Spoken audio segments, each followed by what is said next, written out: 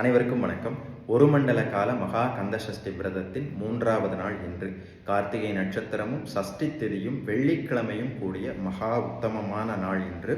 நம்ம இன்னைக்கு என்ன பார்க்க போறோம் அப்படின்னா, தினம் ஒரு திருப்புகழ் என்கின்ற வரிசையில் முதல் நாள் மனம் தூய்மையடைவதற்கான திருப்புகழும், 2வது நாள் நிலையான வாழ்வை பெறுவதற்கான திருப்புகழையும் பார்த்தோம்.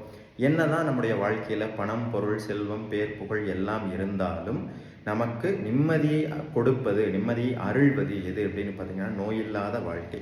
பெரியவங்க சொல்லுவாங்க, நோயற்ற வாழ்வே குறைவற்ற செல்வம். அப்படிப்பட்ட நோயற்ற வாழ்வை அருளக்கூடியவன் யார் அப்படின்னா முருகப்பெருமான்.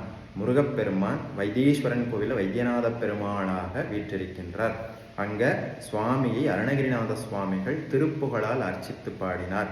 அந்த திருப்புகழ் பாடலை கொண்டு நம்ம முருகப்பெருமானை வணங்குகின்ற பொழுது நோயற்ற வாழ்வை, அந்த பெரும் செல்வத்தை நமக்கு முருகப்பெருமான் அருள்வார். அது என்ன திருப்புகழ் அப்படின்னு பார்த்தீங்கன்னா, உரத்துறை போதத் தனியான உனை சிறிது ஓதத் தெரியாது மரத்துறை போலுற்று அடியேனும் மலத்து இருள் மூடி கெடலாமோ பரத்துறை சீலத்தவர் வாழ்வே பணித்தடி வாழ்வுற்று அருள்போனே வரத்துறை நீதற்கு ஒரு சேயே வைத்தியநாத பெருமாளே.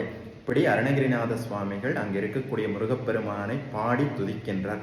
இந்த பாடலை பாடி நம்ம முருகப்பெருமானை வணங்குகின்ற பொழுது நம்முடைய நோய்கள் எல்லாம் நீங்க பெற்று நோயற்ற வாழ்வை அந்த வைத்தியநாத சுவாமி அருள்வார். ஒரு சின்ன காய்ச்சல் வந்தால் கூட திருநீரை, விபூதியை கையில் எடுத்து வைத்துக்கொண்டு இந்த திருப்புகழ் பாடலை 6 முறை பாராயணம் செய்து அந்த திருநீரை நெற்றியில் வைத்து கொண்டால் உடனே அந்த காய்ச்சல் சரியா போகும். இது அனுபவபூர்வமான உண்மை, எனக்கே நடந்த உண்மை, அனுபவபூர்வமான உண்மை.